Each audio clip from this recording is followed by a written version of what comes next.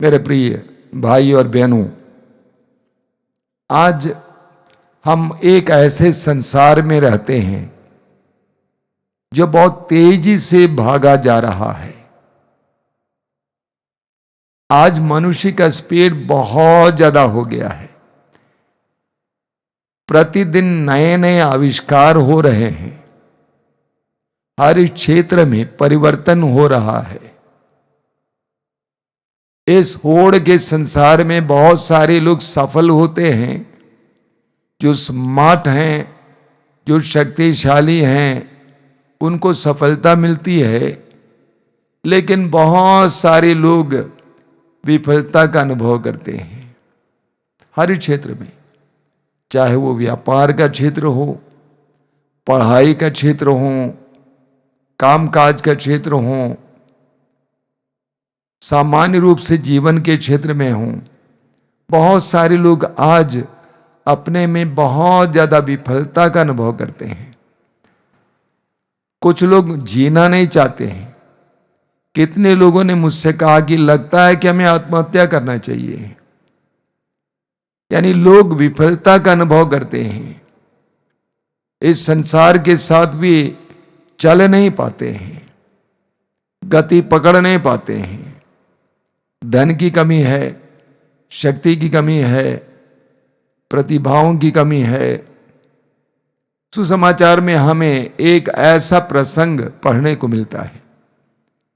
लूकस के सुसमाचार के अध्याय 5 में हम पढ़ते हैं, उसके शुरुआत में, कि पेतरुस और उनके मित्र जो मछुए थे, पेशे से मछली पकड़ने गए। रात भर जाल बिछाए लेकिन एक भी मछली नहीं पकड़ पाए। अंत में निराश होकर तट पर आए और अपनी नाव को तट पर चढ़ा दिए और वे उस समय अपने जाल को साफ कर रहे थे। सुबह का समय था और उस समय प्रभु यीशु वहां पे आते हैं और यीशु के चारों ओर भीड़ रहा करती थी। यीशु ने पेतरुस से कहा, अपनी नाव मुझे दे दो। पेतरुस ने नाव को तट से नदी पर लगा दिया और प्रभु उस नाव में बैठकर लोगों को वचन सुनाए। वचन सुनाने के बाद प्रभु ने पेतरुस से कहा, अपने नाव को गहरे पानी में ले चलो और मछली पकड़ने के लिए जाल फैलाओ। तो पेतरुस ने क्या कहा? पेतरुस ने कहा, हमने रात भर परिश्रम किया लेकिन आपके कहने पर हम करेंगे। और उन्होंने जाल बिछाया और ढेर सारी मछलियां मिली। मैं आपको इसको पढ़ के सुनाना चाहता हूं। लूकस के सुसमाचार अध्याय 5 वाक्य 1 से 7 तक ध्यान से सुनिएगा। एक दिन ईसा गेनेसरेत की झील यानी गलीलिया की झील के पास थे। लोग ईश्वर का वचन सुनने के लिए उन पर गिरे पड़ते थे। उस समय उन्होंने झील के किनारे लगी 2 नावों को देखा। मछुए उन पर से उतरकर जाल धो रहे थे। ईसा ने सीमोन की नाव पर सवार होकर उसे किनारे से कुछ दूर ले चलने के लिए कहा। इसके बाद वे नाव पर बैठे हुए जनता को शिक्षा देते रहे। उपदेश समाप्त करने के बाद उन्होंने सीमोन से कहा, नाव गहरे पानी में ले चलो और मछलियां पकड़ने के लिए अपने जाल डालो। सीमोन ने उत्तर दिया, गुरुवर, रात भर मेहनत करने पर भी हम कुछ नहीं पकड़ सके, परंतु आपके कहने पर मैं जाल डालूंगा। ऐसा करने पर बहुत अधिक मछलियां फंस गईं और उनका जाल फटने को हो गया। उन्होंने दूसरी नाव के अपने साथियों को इशारा किया और कि आकर हमारी मदद करो। वे आए और उन्होंने दोनों नावों को मछलियों से इतना भर लिया कि नावें डूबने को हो गईं। तो पेतरुस और अन्य मित्र बड़े दुखी होकर अपने जाल को साफ कर रहे थे और उसी समय उनका मुक्तिदाता यीशु उनके पास आ जाते हैं। बहुत ही सुंदर बात है। जब पेतरुस और अन्य लोग निराशा पाए, वे निराश थे, उदास थे, उनकी सारी मेहनत बेकार गई, उन्होंने रात भर नींद गंवाई, लेकिन सफलता नहीं मिली। बड़ी निराशा के साथ वे जाल साफ कर रहे थे और यीशु वहां पर पहुंच जाते हैं। बाइबल में हमें बहुत सारे ऐसे प्रसंग देखने को मिलते हैं जब लोग निराशा में हैं, उदासी में हैं, प्रभु वहां पहुंच जाते हैं। लूकास के समाचार के अध्याय 7 में हमें पढ़ने को मिलता है कि प्रभु यीशु अपने शिष्यों के साथ नैन नामक नगर में प्रवेश कर रहे थे। फाटक के पास पहुंच गए। उन्होंने देखा कि कुछ लोग एक लाश को ढोते हुए फाटक से बाहर आ रहे थे और उनके पीछे पीछे जिसकी मृत्यु हुई थी उसकी मां भी थी। लोगों ने यीशु से कहा कि वह जो मरा हुआ था एक विधवा का एकमात्र बेटा था, एक विधवा का एकमात्र बेटा। यीशु के अंदर उस नारी के प्रति तरस आता है, दया आती है, और उन्होंने उन लोगों को रोका। नारी के पास जाकर उससे कहा, मत रोना, रो मत। और उस जवान लड़के को यीशु ने जिंदा किया और उसकी मां के हाथ में थमा दिया। यही होता है। स्तोत्र ग्रंथ में हम पढ़ते हैं, स्तोत्र ग्रंथ अध्याय 34 वाक्य 19 में, प्रभु दुखियों से दूर नहीं है। प्रभु दुखियों से दूर नहीं है, जिनका दिल टूट गया है प्रभु उन्हें संभालते हैं। जब हम दुख से होकर गुजरते हैं, निराशा होकर गुजरते हैं, ये जानना जरूरी है कि प्रभु हमसे दूर नहीं है। योहन के सुसमाचार के अध्याय 5 में आप पढ़िएगा कि प्रभु यीशु एक अर्धरांग रोगी के पास जाते हैं। उस रोगी के बारे में बताया गया है वो 38 साल से बीमार पड़ा हुआ था। 38 साल से बीमार पड़ा हुआ था। यीशु उसकी खोज में उसके पास आ जाते हैं और उसको चंगा कर देते हैं। प्रभु यही करते हैं। स्तोत्र ग्रंथ में स्तोत्र 37 उसके वाक्य 25 में एक बहुत सुंदर वचन है। वहां पे स्तोत्रकार कहता है, मैं जवान था और बूढ़ा हो चला हूं, लेकिन मैंने कभी धर्मी को निस्सहाय या उनकी संतानों को भीख मांगते नहीं देखा है। प्रभु ऐसा होने नहीं देता है। अब हम इस बात पर मनन करेंगे कि पेतरुस की विफलता कैसे सफलता में परिवर्तित हुई। उसके लिए पेतरुस को क्या करना पड़ा, इसके बारे में आज के सत्संग में हम मनन चिंतन करेंगे। पेतरुस और उनके साथी विफल थे, दुखी थे, निराश थे, उदास थे। कैसे उनके जीवन में सफलता आई, उसके लिए पेतरुस को क्या करना पड़ा। सबसे पहले यीशु ने पेतरुस से कहा कि अपनी नाव मुझे दे दो, और पेतरुस ने यही किया। पेतरुस ने अपनी नाव यीशु को वचन सुनाने के लिए दिया। एक मछुए के लिए नाव और जाल उसके रोजगार के साधन थे, और उसमें से नाव महत्वपूर्ण है। और पेतरुस ने अपनी नाव यीशु को वचन सुनाने के लिए दिया। ये एक बहुत सुंदर प्रतीक है। हम पढ़ते हैं सूक्ति ग्रंथ के अध्याय 16 वाक्य 3 में, वहां लिखा हुआ है, अपने सभी कार्य प्रभु को अर्पित करो और तुम्हारी योजनाएं सफल होंगी। अपने सभी कार्य प्रभु को अर्पित करो और तुम्हारी योजनाएं सफल होंगी।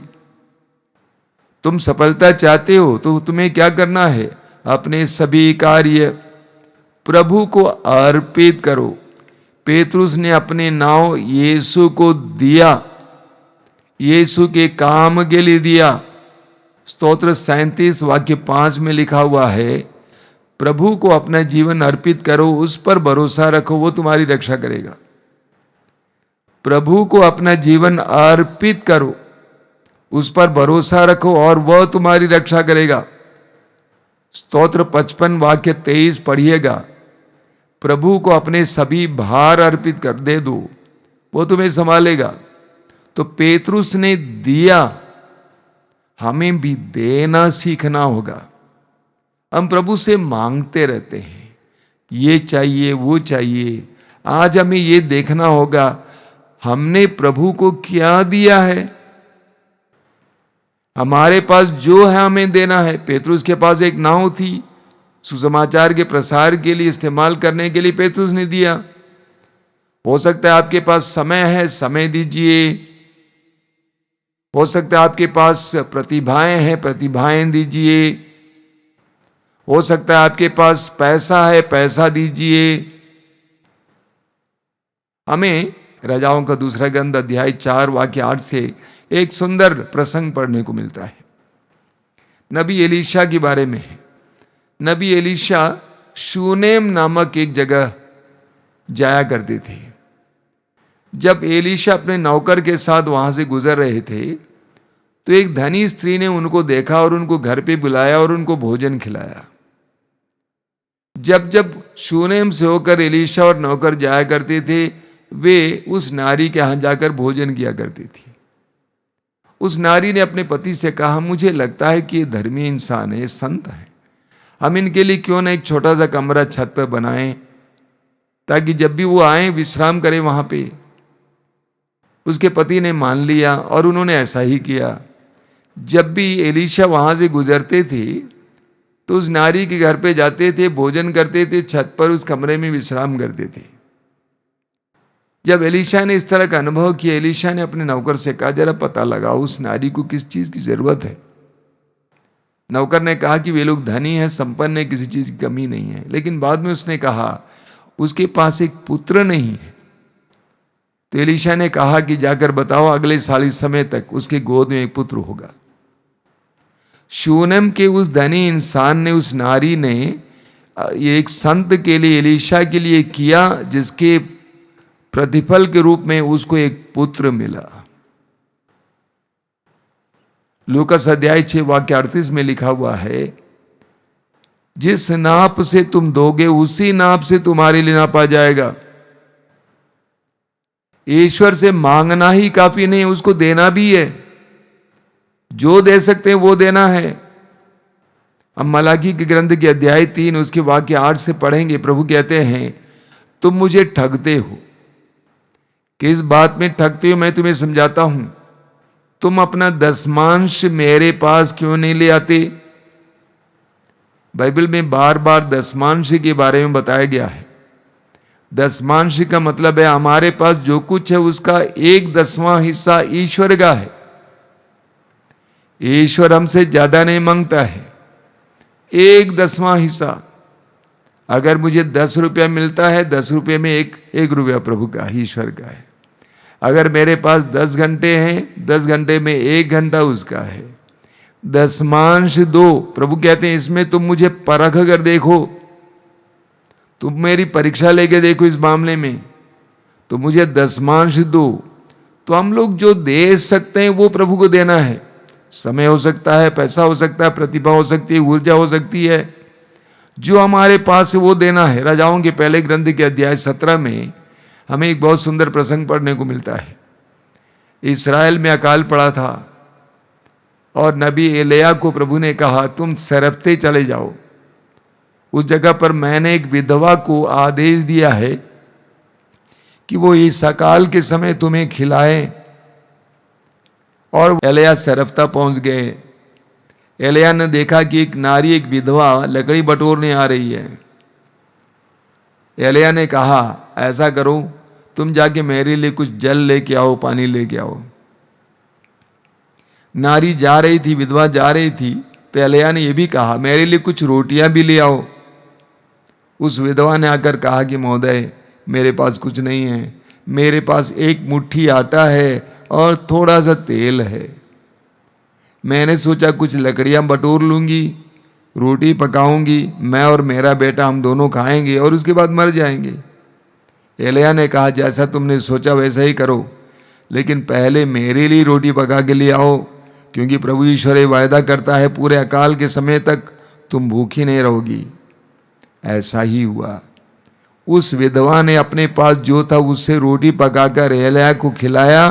पूरे अकाल के समय एलिय्याह, उस विधवा और उसके बेटे के लिए खाने के लिए भोजन मिलता रहा। हमारे पास जो है वो प्रभु को देना है, प्रभु के कार्य में लगाना है। इसी तरह मार्कुस के सुसमाचार के अध्याय 12 में हम पढ़ते हैं कि प्रभु यीशु एक बार यरूशलेम मंदिर में दान पात्र के पास बैठे हुए थे, उनके शिष्य उनके पास थे। लोग आकर दान डाल के जा रहे थे, यीशु देख रहे थे। धनी लोग आकर बहुत डाल के जा रहे थे। बीच में एक कंगाल विधवा आई, गरीब विधवा आई। उसके पास जो था 1 पैसा उसने उसमें डाल दिया। प्रभु ने शिष्यों को बुलाकर कहा, उस विधवा ने सबसे ज्यादा डाला है, क्योंकि बाकी लोगों ने अपनी प्रचुरता से दिया है, लेकिन इस विधवा के पास जो कुछ था उसने प्रभु के लिए अर्पित किया। तो पेतरुस ने अपनी नाव दे दी प्रभु को सुसमाचार का कार्य करने के लिए, सुसमाचार की घोषणा करने के लिए। प्रभु यीशु ने मत्ती के सुसमाचार के अध्याय 6 वाक्य 33 में कहा है, तुम सबसे पहले ईश्वर के राज्य और उसकी धार्मिकता की खोज में लगे रहो, बाकी चीजें तुम्हें यूं ही मिल जाएंगी।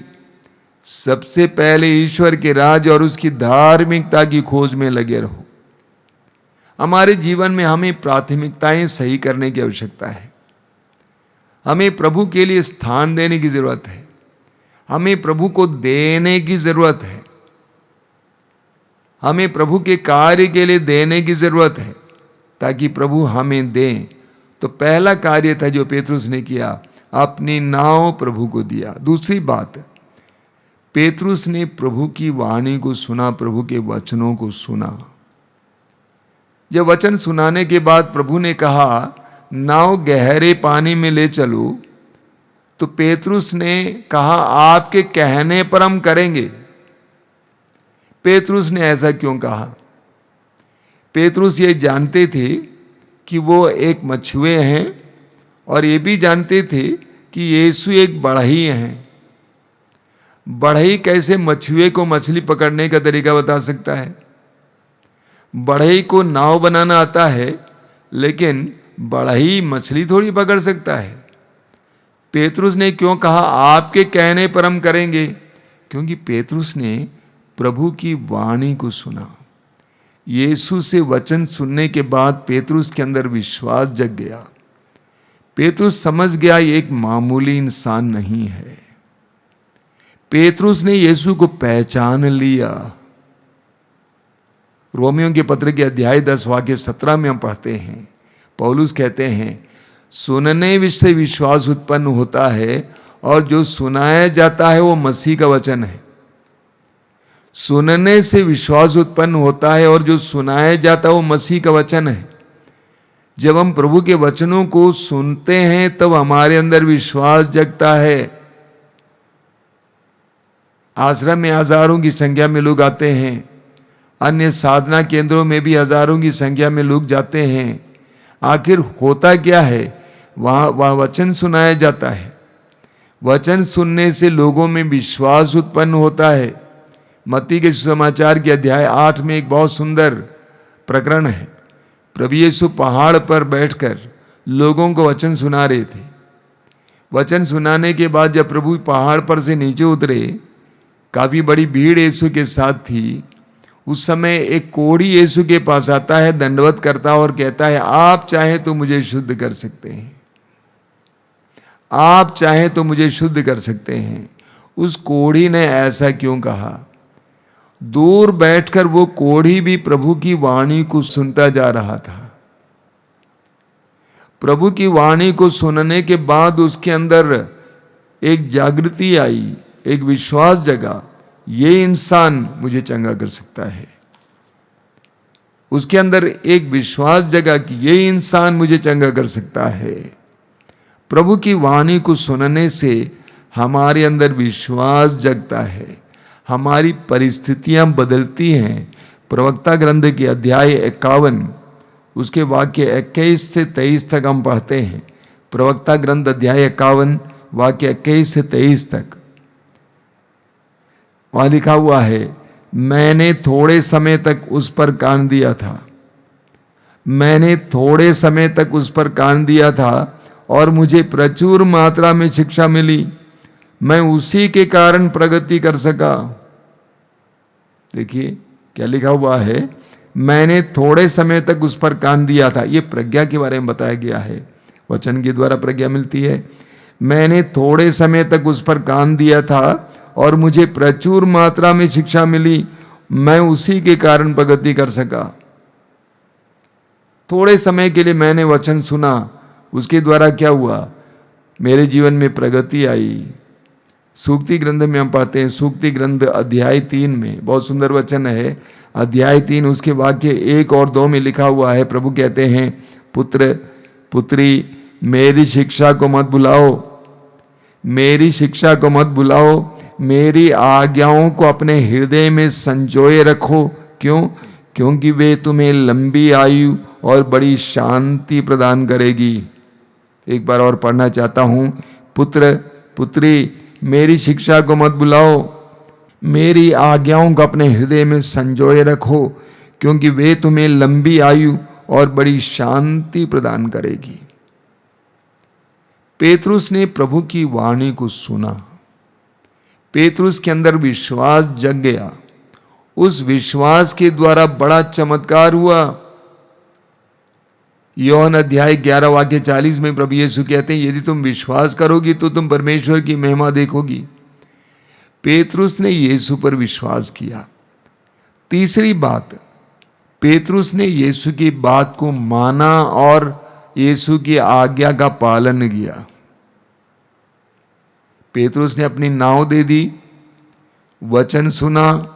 तीसरी बात, पेतरुस ने प्रभु के आदेश का पालन किया।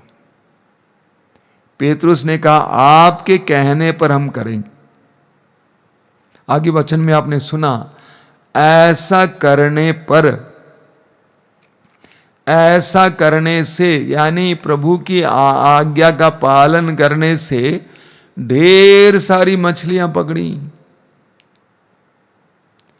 प्रभु के आदेश का पालन करने से हमारे जीवन में चमत्कार होते हैं। बहुत सारे मसीहियों और विश्वासियों को मैंने देखा है, वे प्रार्थना करते हैं, पवित्र वचन पढ़ते हैं, सुनते हैं, लेकिन उसका पालन नहीं करते हैं। मत्ती के सुसमाचार के अध्याय 7 उसके वाक्य 24 से 27 तक एक बहुत सुंदर वचन है, पढ़िएगा।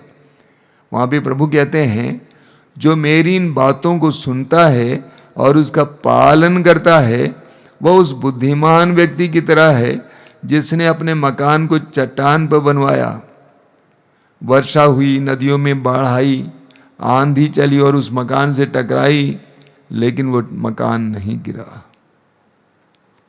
जो प्रभु की वाणी को सुनता है और उसका पालन करता है, याकूब कहते हैं कि आप वचन के श्रोता ही नहीं बल्कि पालनकर्ता बने।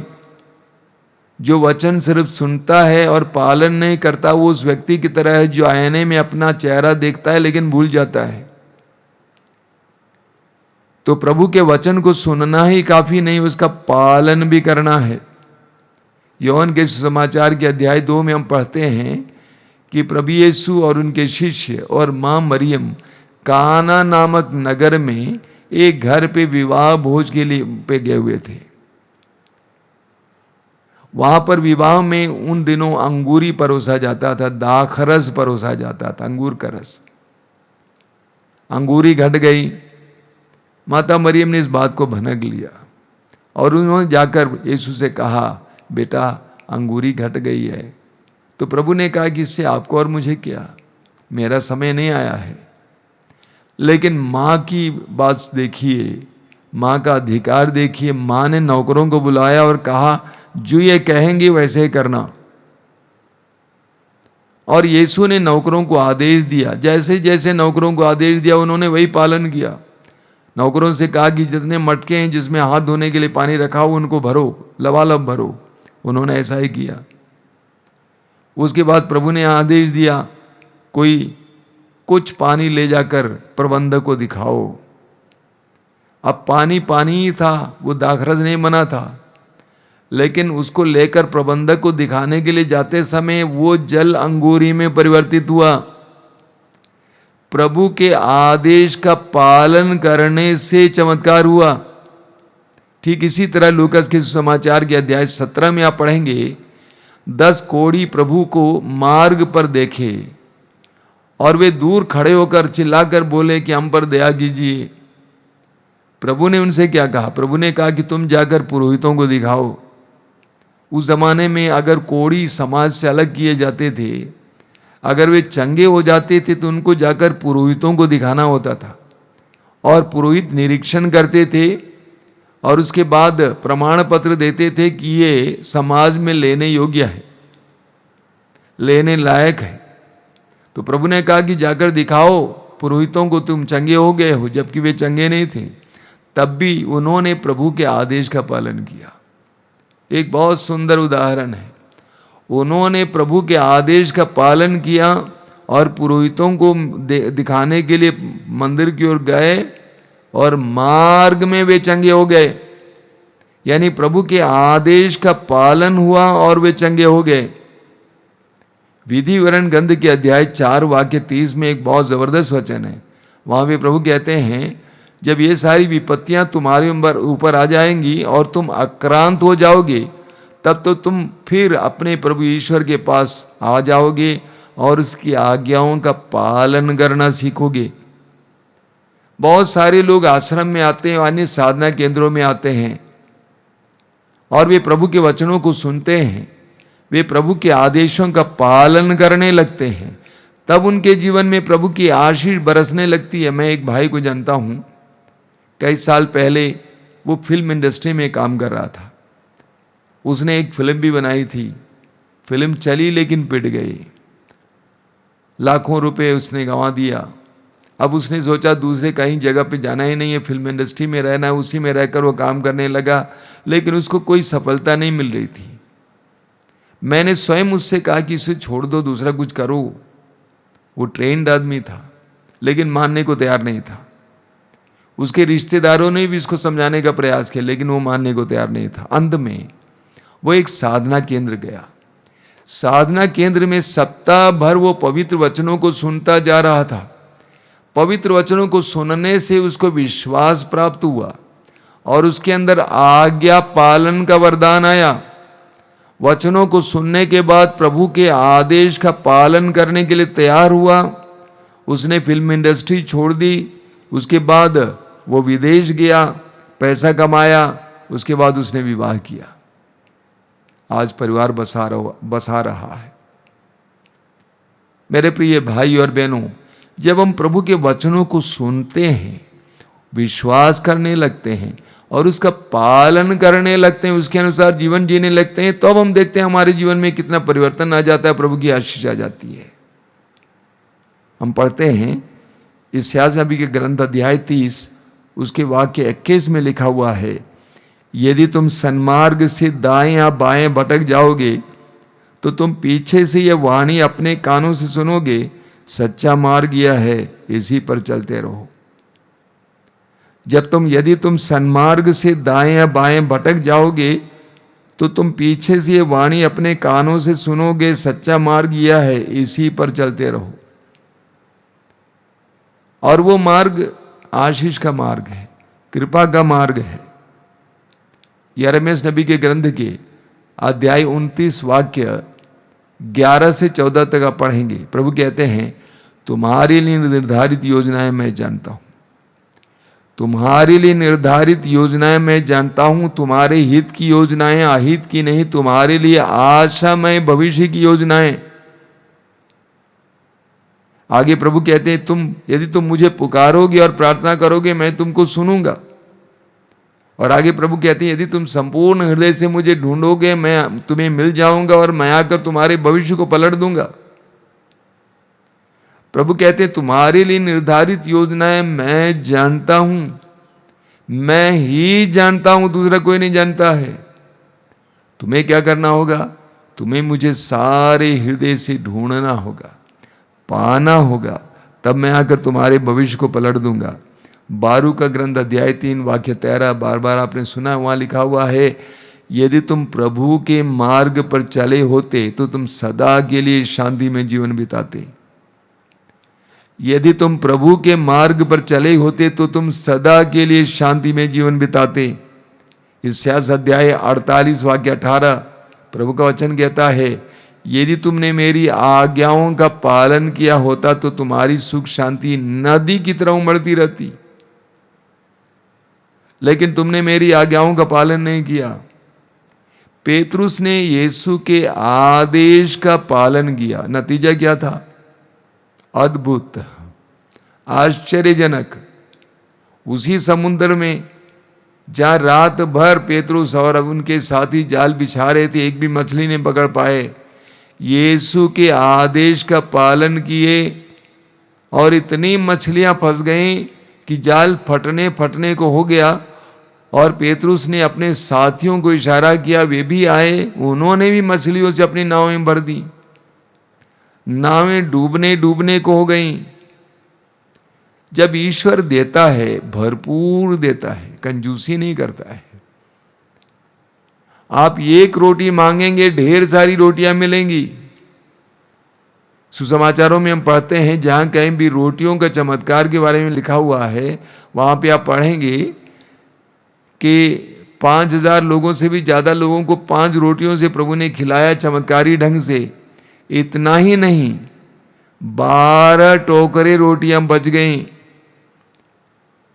जब प्रभु देते हैं तो भरपूर देते हैं, कंजूसी नहीं करते हैं।